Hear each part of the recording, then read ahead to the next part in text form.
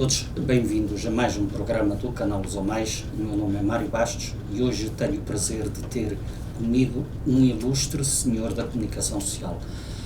Tenho comigo Luís Pires. Luís Pires, muito obrigado por teres aceito o convite aqui para estar no canal Os ou Mais e eu gostaria de te perguntar como é que tu te sentes hoje. Isto é chegar ao fim de uma carreira? Não, olha Mário, eu sinto o prazer muito grande em estar aqui no teu canal. Sempre tive uma grande admiração pelo teu trabalho e tudo aquilo que tens feito em prol da comunidade.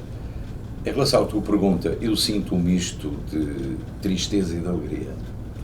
De alegria porque todos nós temos ciclos na vida. Há um ciclo em que trabalhamos, produzimos, temos emoções, temos alegria, temos tudo aquilo que um jornalista pode ambicionar. E depois há outro ciclo da vida, em que chegamos a uma determinada etapa em que percebemos que é preciso desligar um pouco, baixar um pouco o nível de luz para que a vida possa prosseguir mais uns anos. E eu achei que entendi que tinha chegado a esse patamar.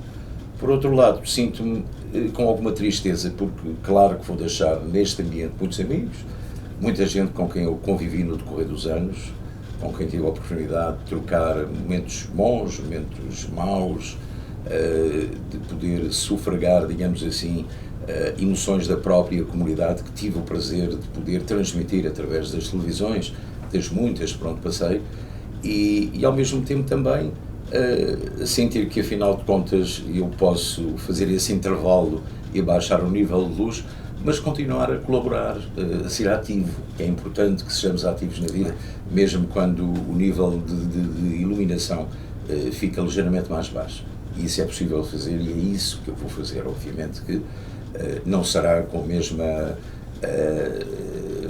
mesmo ímpeto, com a mesma dinâmica com que trabalho agora, mas continuarei de facto a fazer o possível para continuar a comunicar com as nossas comunidades, porque afinal de contas foram mais de 50 anos nas comunidades, quando eu naquela altura percebi que os nossos governantes em Portugal, de um partido ou do outro, nunca tiveram de facto a atenção devida para com as comunidades como nós merecíamos. Eu senti isso, sempre lutei pela melhoria das condições de vida dos nossos clubes e associações, das nossas personagens, e temos gente muito importante nas nossas comunidades e basicamente isso nunca foi conseguido. Portanto, eu tive a ocasião e a oportunidade de poder retratar todos esses factos, de poder explicar que afinal de contas havia muito a mudar na imigração. Eu espero que tenha contribuído a alguma coisa para que alguma coisa tivesse melhorado, sobretudo na área da informação, que é de facto o meu core business, e ao mesmo tempo dar às pessoas uma visão do que é a realidade nacional, internacional e sobretudo local. É muito importante promover as comunidades, estarmos junto das comunidades e transmitirmos os seus anseios, os seus ânsias e sobretudo a forma como o imigrante trabalha dificilmente num país estrangeiro para conseguir governar a sua vida, dos seus familiares, e talvez um dia preparar-se também para regressar, porque regressar é sempre um objetivo de qualquer pessoa. Claro. Já são várias décadas de jornalismo. Foi difícil a decisão?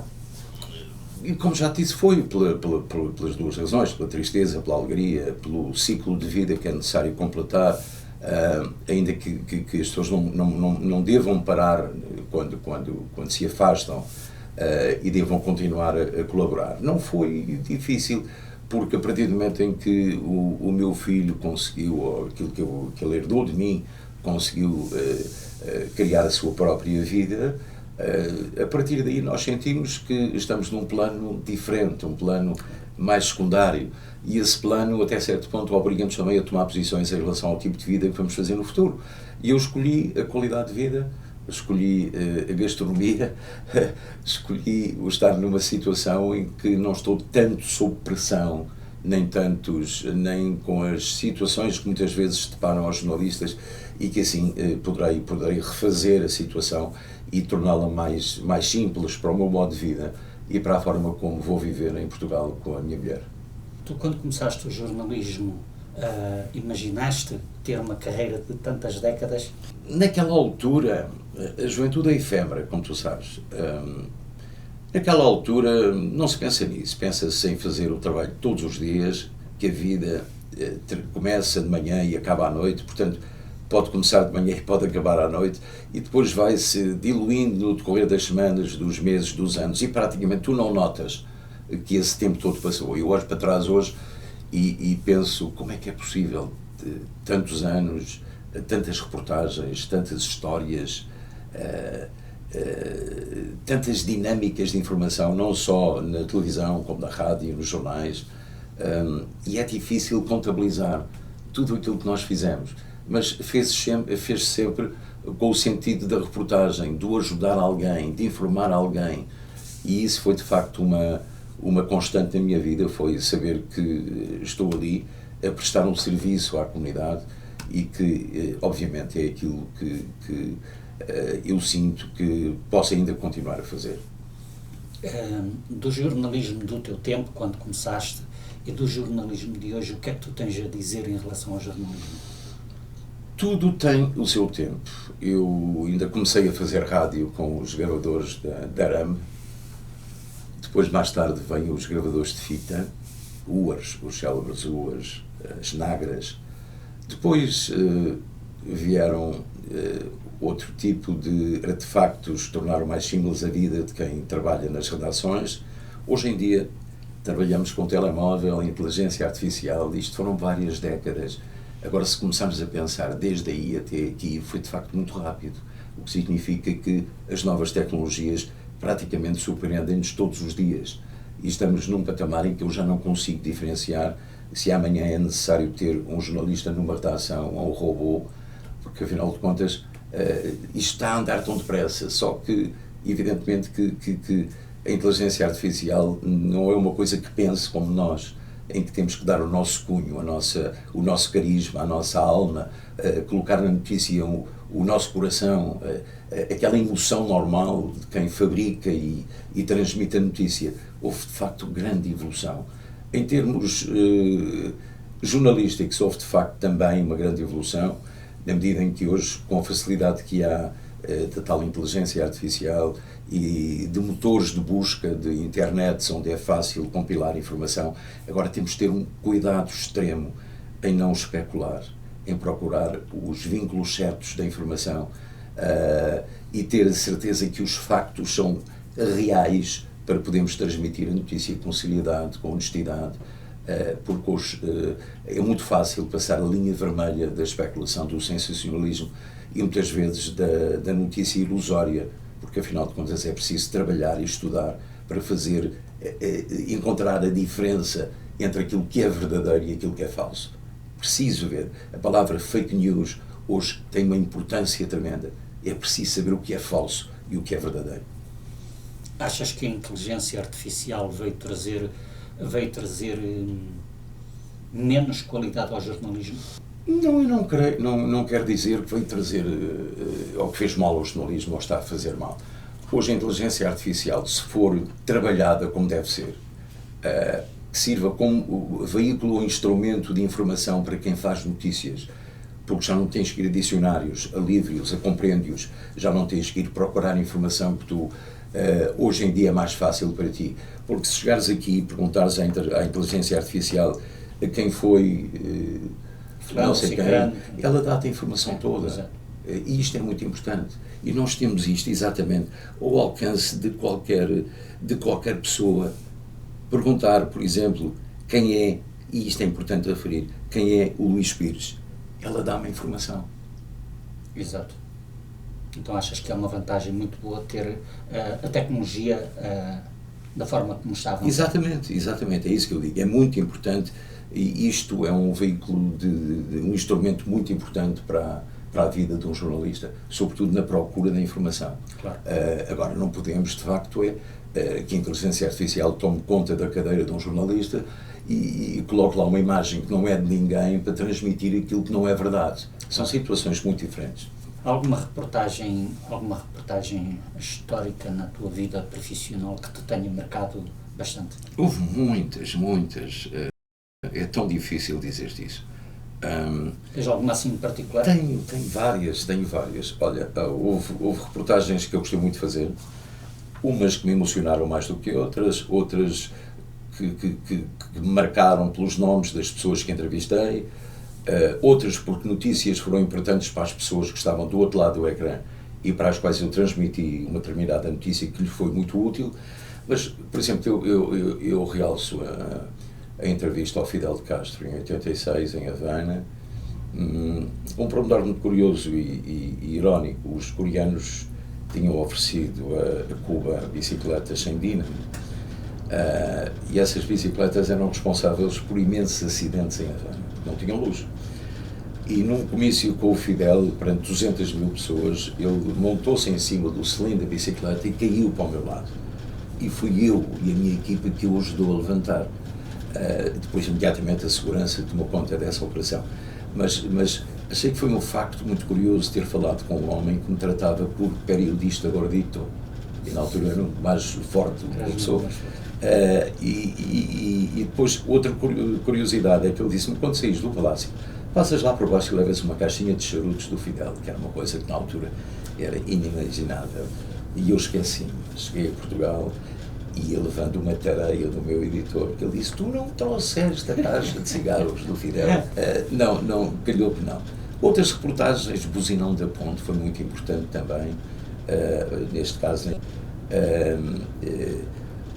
A notícia que talvez mais me emocionou foi na Ponte de Duarte Pacheco, em Lisboa, eu trabalhar com os polícias e com o operador de câmara, o Sérgio Pinheiro, que hoje está em Bruxelas. Como é que se chamava este programa mesmo? Coisas da Vida. Coisas da Vida, lembro-me. E as Histórias da Noite também. Essa foi Histórias da Noite. Passar na Ponte sobre o Tejo e ver uma jovem neste caso, em cima do tabuleiro, pronta para saltar. E nós percebemos isso, recuámos no sentido, portanto, na direção de Lisboa, de Moreiras, e ela estava exatamente do lado esquerdo da ponte, portanto foi só encostar. Muito devagarinho, aproximar-me, tu estás, o que é que vais fazer, não sejas louca. E eu agarrei-me às pernas dela e o Sérgio ajudou a descer daquela plataforma da Ponte Duarte Pacheco.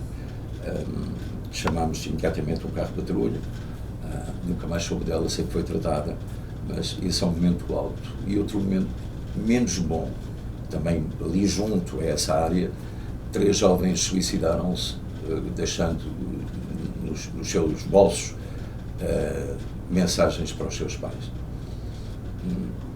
Não conheço o teor das mensagens, mas eu, quando cheguei lá, os corpos estavam no chão, eles lançaram-se da ponte.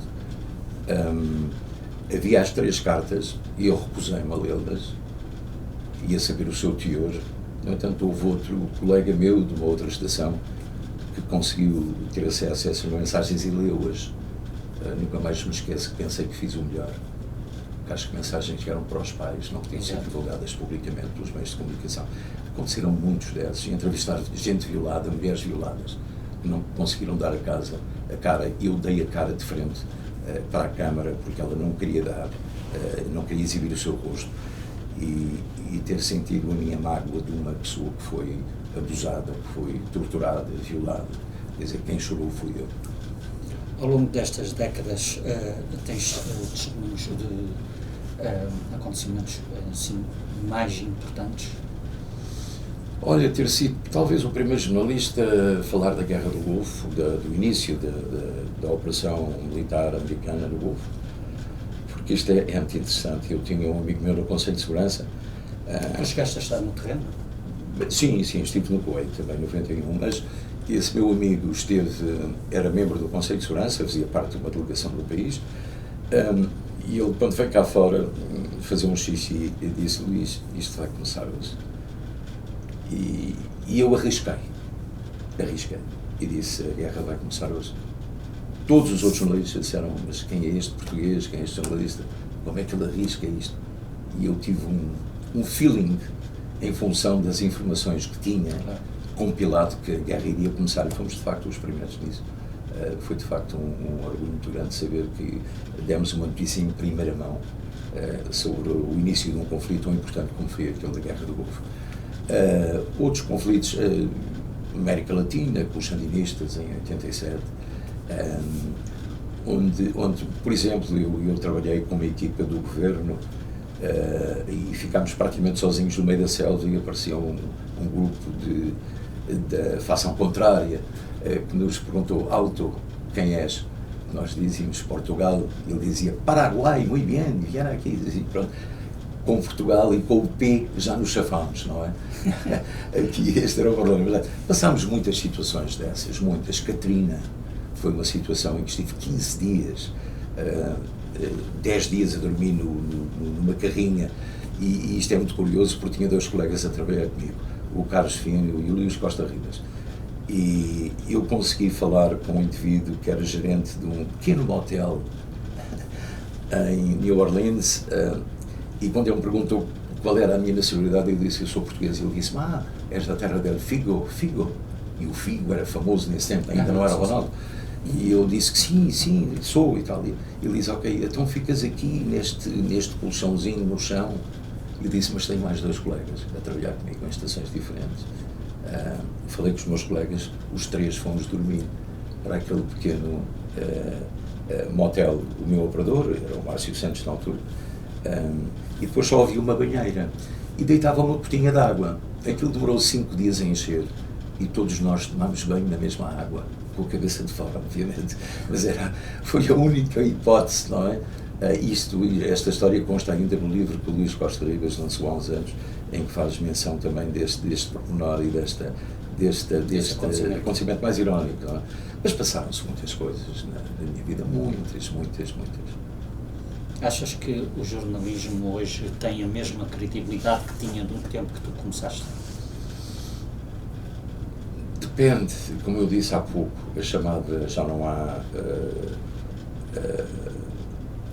a tal linha vermelha existe hoje, continua a haver, a censura já não existe, mas é muito fácil hoje passar essa linha vermelha, há que ter muito cuidado, e é esse o conselho que eu deixo a todos aqueles que fazem jornalismo, é que antes de publicarem uma notícia ou divulgarem, que tenham em consideração analisar os factos, saber se é verdade ou não.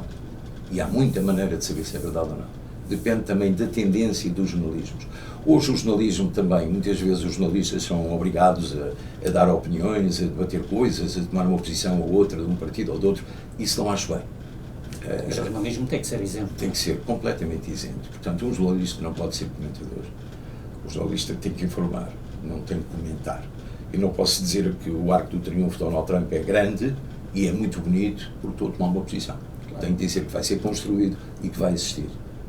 Agora, tomar a posição de dizer se é bonito, se é feio, se é grande, se é uma idiotice, eu não posso dizer isso. Achas que é aí que define a qualidade de um jornalista? Sim. É a seriedade, a isenção, a honestidade, a notícia verdadeira. Muitas vezes somos enganados, obviamente, tantas vezes já me aconteceu, mas há também quem manipula os jornalistas, não são só os governos, são os partidos, são organizações não governamentais, são organizações até elas governamentais que tentam manipular jornalistas. Agora o jornalista tem que ser inteligente e esperto. Muitas vezes enganam-nos, mas temos que dar a volta às coisas e depois informar com seriedade e com verdade. O jornalismo de hoje está melhor ou pior do que era antes? Eu acho que acho que há potencial na juventude, não só em Portugal, mas aqui nos Estados Unidos, nas comunidades. Há gente jovem, há gente com vontade, como eu disse, só tem que obedecer a determinadas normas, regras e éticas que não podem ser ultrapassadas, mas eu acho que há potencial. Não posso dizer se está melhor ou pior, eu acho que está, tudo depende de quem o faz. Se a pessoa que o faz é uma pessoa honesta, isenta, não tem objetivos nem agendas políticas, é muito importante, porque há muitos jornalistas com agendas políticas, não é?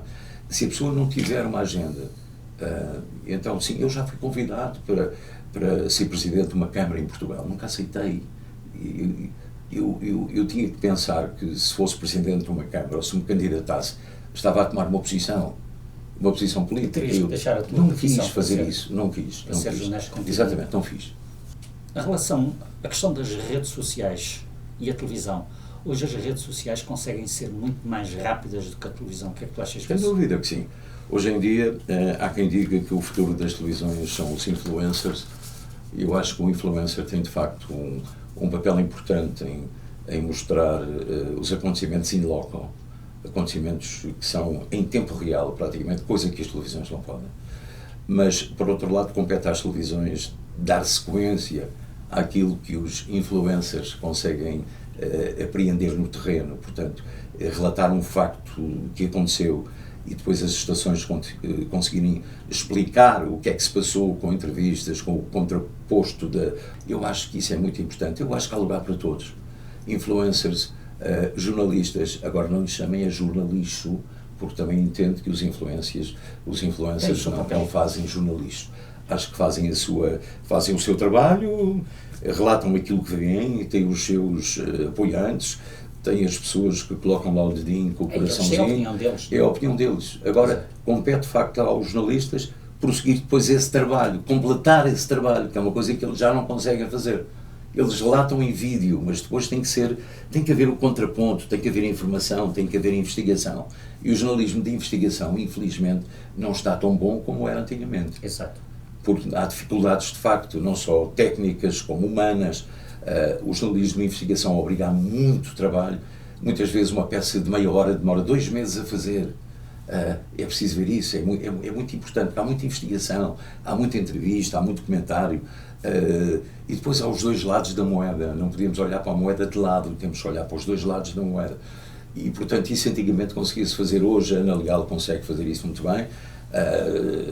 Fátima Felgueiras também, em Portugal. Há muitos jornalistas em Portugal que o conseguem fazer bem. Aqui nos Estados Unidos nem me atrevo a colocar essa questão, da medida em que há excelentes jornalistas a fazer trabalho de investigação. A tua vida pessoal, tiveste de fazer muitos sacrifícios para a tua carreira? Os mesmos que tu tiveste, provavelmente. É o vir para cá, é o desafio, é a aventura, é depois aquilo que conseguimos alcançar cá. A vida que fazemos, os apoios que temos em casa, porque afinal de contas quem está connosco, quem vive connosco, também sofre um pouco as nossas amarguras, os nossos problemas, as nossas emoções, as nossas alegrias, as nossas tristezas. E ausências? E ausências, temos que partilhar. Eu lembro perfeitamente que durante que trabalhei com a RTP fazia 250 milhas por ano no ar, tinha sempre uma mala de lado feita. Hoje já seria incapaz de fazer isso, mas sim, acho que continuo a manter essa tónica de jornalista que quer investigar, quer trabalhar e que, evidentemente, fez tudo aquilo que era possível para informar as comunidades daquilo que se passava. Lembro, por exemplo, do tempo da Covid, e foi aqui que a televisão portuguesa nos Estados Unidos teve um salto muito grande. Nós fomos o consulado, a embaixada, o médico, o engenheiro, o cientista, porque toda a gente estava em casa e ouvia. Até o espiritual. Exatamente, até o espiritual. Nos ouvia. Nós tivemos que ouvir das pessoas aquilo que não queríamos ouvir.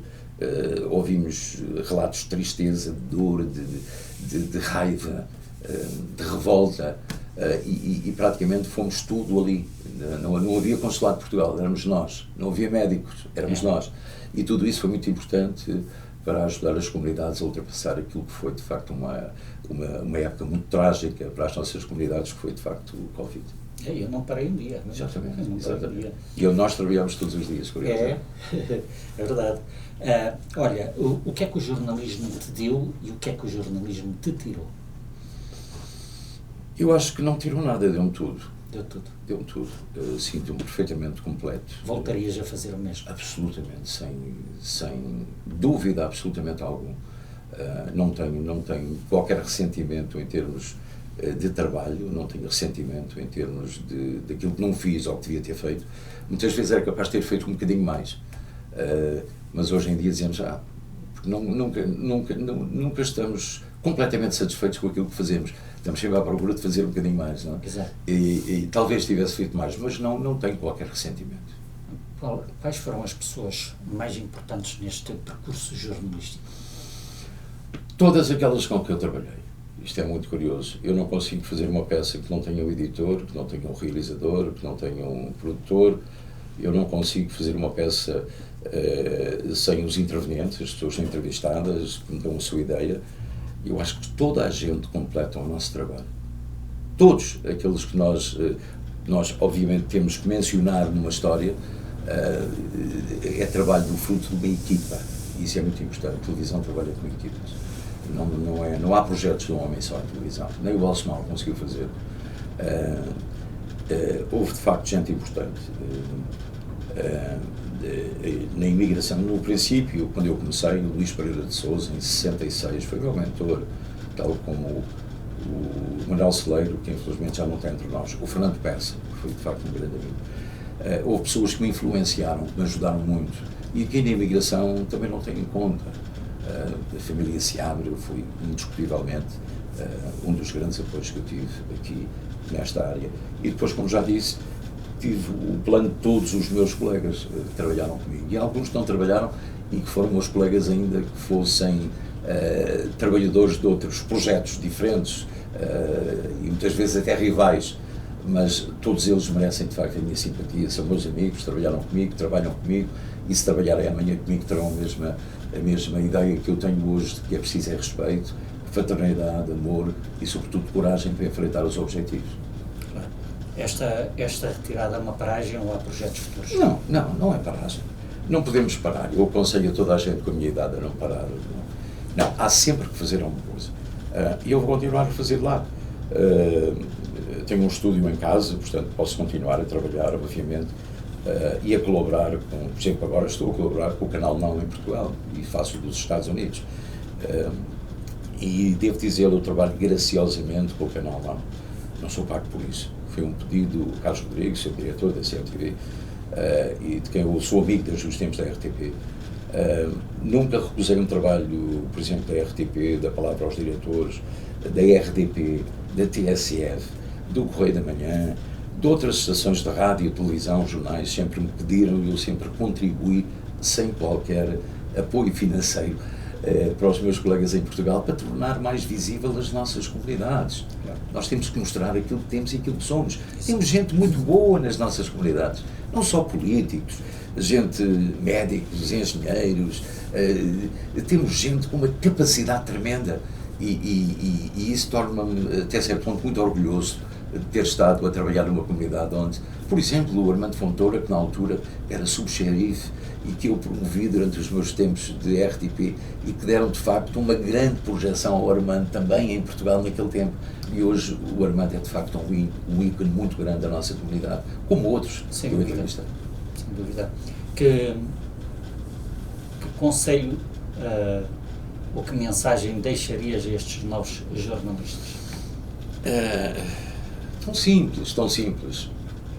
É preciso amor à profissão, é preciso olhar para as histórias com seriedade, ser isento, ser muito objetivo e trabalhar com verdade, com rigor, sempre e prioritariamente. Se estás nas comunidades, trabalha para as comunidades primeiro e depois o resto, é o mais importante, diz respeito. É esta. Exato. Se tivesses que resumir a tua carreira numa frase, qual seria? Amor pela profissão. E a palavra mais bonita que realmente podias ter dito, e eu vou-te explicar porque é que admiro essa tua palavra. Porque nós já nos conhecemos, trabalhamos há muitos anos, e quando eu comecei a trabalhar contigo, ainda mal me conhecias, e ao fim de alguns meses convidaste-me para passar o Thanksgiving em tua casa, com a tua família, e o Natal ainda a Anita Guerreiro estava connosco, e foram momentos que marcaram a minha vida, marcaram a vida dos meus filhos, e eu quero-te agradecer aqui publicamente por esse gesto tão bonito, porque um momento desses, que é um momento tão familiar, eu fiz isso com diversas pessoas, Mário, eu fiz isso, e aquela velha frase, seja bem-vindo quem vier por bem.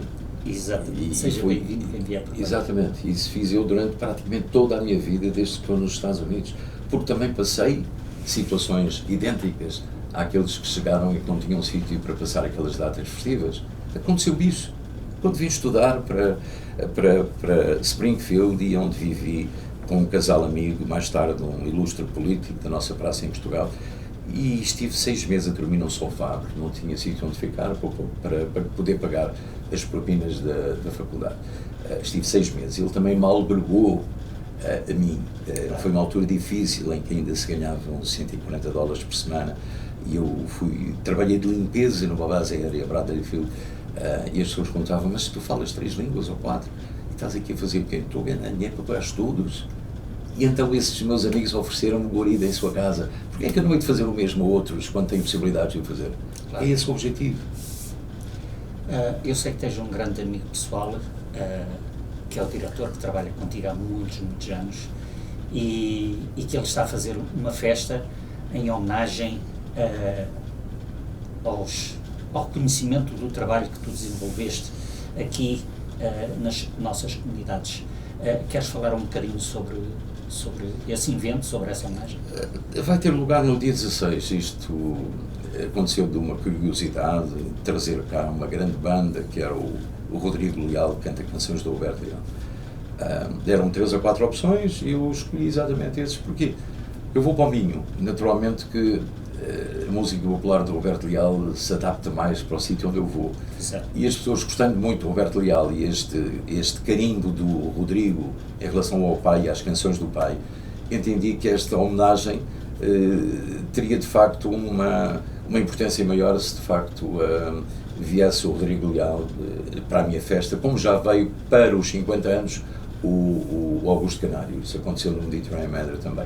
Eu sei que vamos ter um próximo de 450 pessoas ou 500 pessoas, mas de qualquer maneira vão lá estar os meus amigos. E essa despedida não é definitiva, é temporária, se Deus quiser.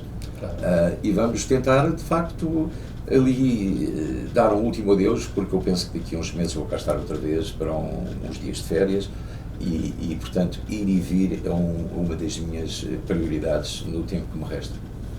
Que mensagem gostarias de deixar? Fiz o trabalho. Que te admiram? Fiz o trabalho para aqueles. Nem todos estão connosco. Sabes que há sempre vozes discordantes, sim. Que não gostam de nós. Não agrada a gente não agrada a todos. Exatamente. Mas olha, eu consegui encarar, quando olho para ali, para a lente que está ali, que todos são meus amigos. É um conjunto enorme de gente. Por isso é que a Câmara nunca me assustou. É porque quando olhas para ali tens que olhar com verdade para aquela gente toda. E quando o fizeres e o fazes, estás bem contigo próprio, com o teu coração, com a tua alma, sobretudo numa fase em que dizemos vamos parar um pouco mais, ser mais lentos, porque a idade também já não perdoa. Sim, senhor, e olha, eu deixo-te aqui um recado que quando for a Portugal vou-te bater à porta. Vais-me visitar, exatamente, serás muito bem recebido. E espero que o faças com a maior brevidade possível. E para aqueles que estão lá em casa, através deste canal Uso Mais, também saber que podem contar comigo. Obrigado, Luís. Obrigado por teres aceito este convite, por estares aqui connosco e para si que nos acompanha, muito obrigado por estar connosco e deixe o seu comentário, deixe um like, partilhe e até um próximo programa e um bem-aja.